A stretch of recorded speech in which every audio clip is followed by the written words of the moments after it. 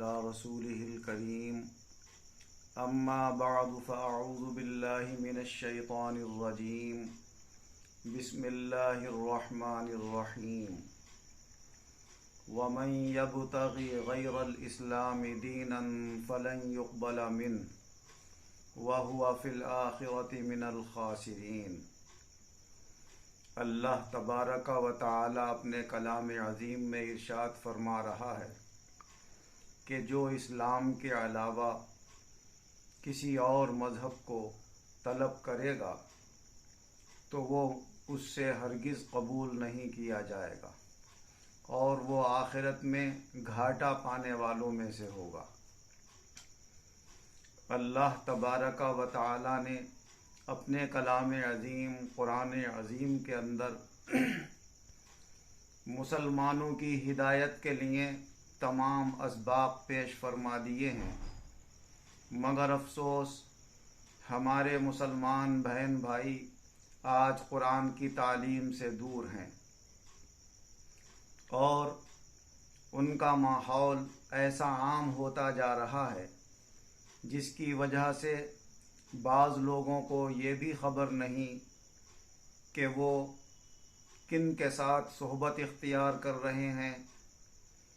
क्या अमल कर रहे हैं, अपने लिए, अपने घर वालों के लिए, अपने मज़हब वालों के लिए क्या ज़िल्लत का सामान जमा कर रहे हैं। आजकल एक ख़बर गैर मुस्लिमों की तरफ से बहुत तेज़ी से फैलाई जा रही है कि मुसलमानों की लड़कियां कसरत से अपना मज़हब छोड़कर हमारे गैर मुस्लिम बच्चों से शादियां कर रही हैं। ये हकीकत है कि इतने बड़े मुल्क में इक्का दुक्का ऐसे वाक़यात का पेश आना कोई ताज्जुब खेज़ नहीं है, मगर जितनी बड़ी तादाद बयान की जा रही है वो सिर्फ़ एक मुहज़्ज़ब तरीक़े से मुसलमानों को गाली देने की कोशिश की जा रही है कि हम उनको ये साबित करें कि ये लोग अपनी लड़कियों और अपनी औरतों को इस तरह अपने घरों में रख रहे हैं कि वो परेशान होकर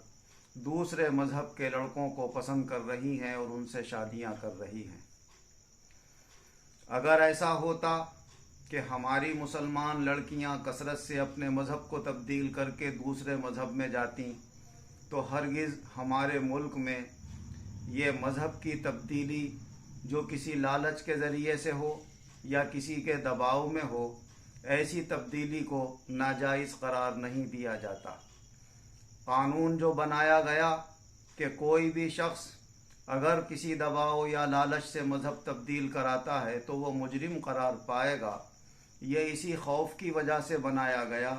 कि मुसलमान इतनी कसरत से दूसरे मज़हब में नहीं दाखिल हो रहे थे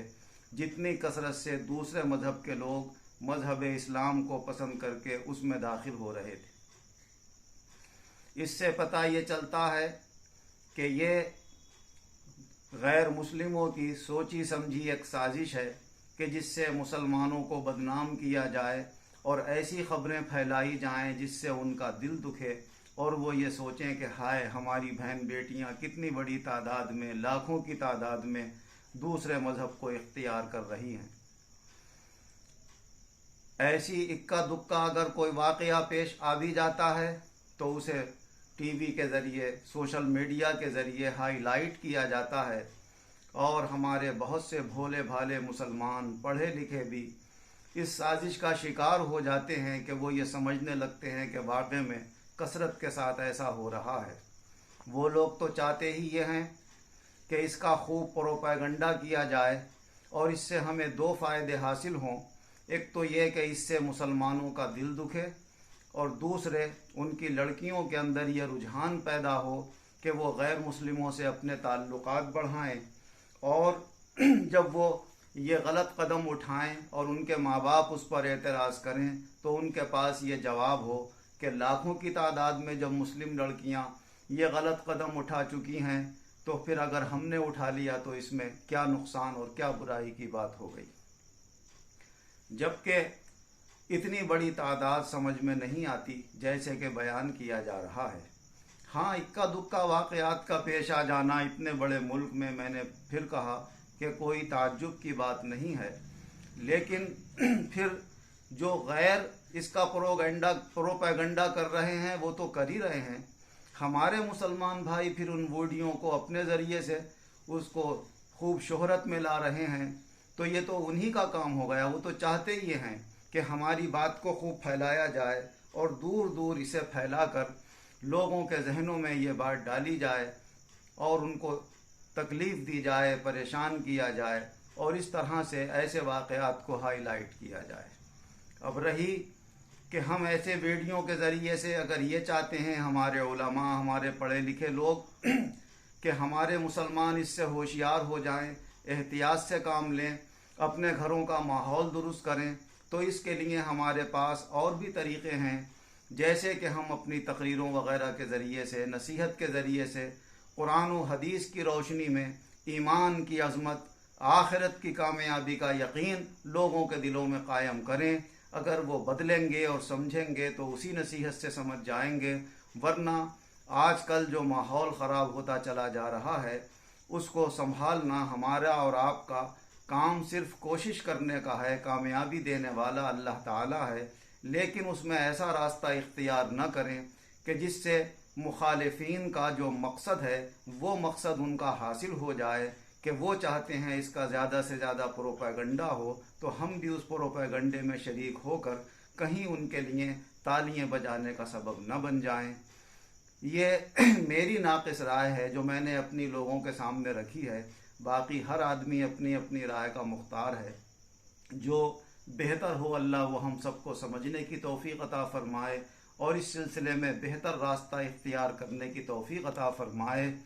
जो ये प्रोपेगेंडा फैलाया जा रहा है, मेरी नाक़िस राय ये है कि इस पर या तो खामोशी इख्तियार की जाए या उनकी हर ख़बर पर यह कहा जाए कि ये सब झूठ है, प्रोपेगेंडा है, ऐसा कहीं नहीं हो रहा है। गैर मुस्लिम लड़कियों को फ़र्ज़ी तौर से मुसलमान बताकर और उनकी शादियां दिखाकर ये सिर्फ़ एक हवा फैलाई जा रही है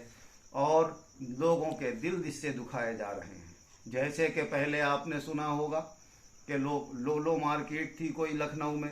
जहाँ पर नमाज पढ़ी गई और उसको खूब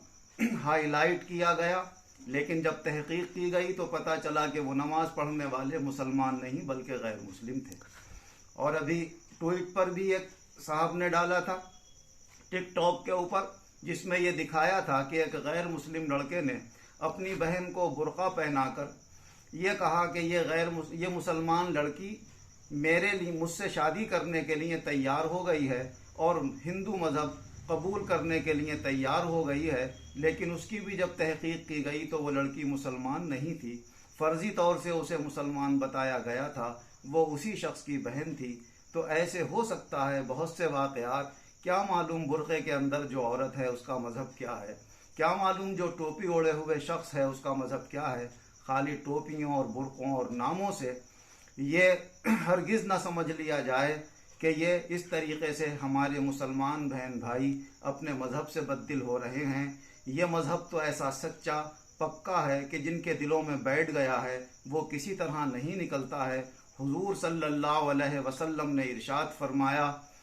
उस मौके के ऊपर कि जब आपके सहाबा से हबशे के बादशाह ने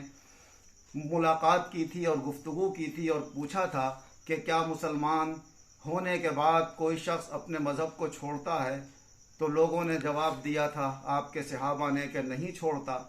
तो उसने यही कहा था कि इस्लाम और सच्चा मज़हब ऐसा ही होता है, जब उसकी बशाशत दिलों में जम जाती है तो वो फिर नहीं निकलती है। लिहाजा इस्लाम ऐसा सच्चा मज़हब है, हमारे तमाम मुसलमान बहन भाई इसको फॉलो करते हैं, दिल से इसके ऊपर यकीन रखते हैं और अल्हम्दुलिल्लाह उनके दिलों में ये ईमान कायम है। आसानी से नहीं निकाला जा सकता और आसानी से उन्हें गुमराह नहीं किया जा सकता। जो कुछ हो रहा है ज़्यादातर उसमें प्रोपेगेंडा है। अल्लाह इस प्रोपेगेंडे से हमारी हिफाजत फरमाए और सही बात समझकर उस पर अमल करने की तौफ़ीक़ अता फरमाए। आमीन व आखिर दावाना अनिल हम्दुलिल्लाहि रब्बिल आलमीन।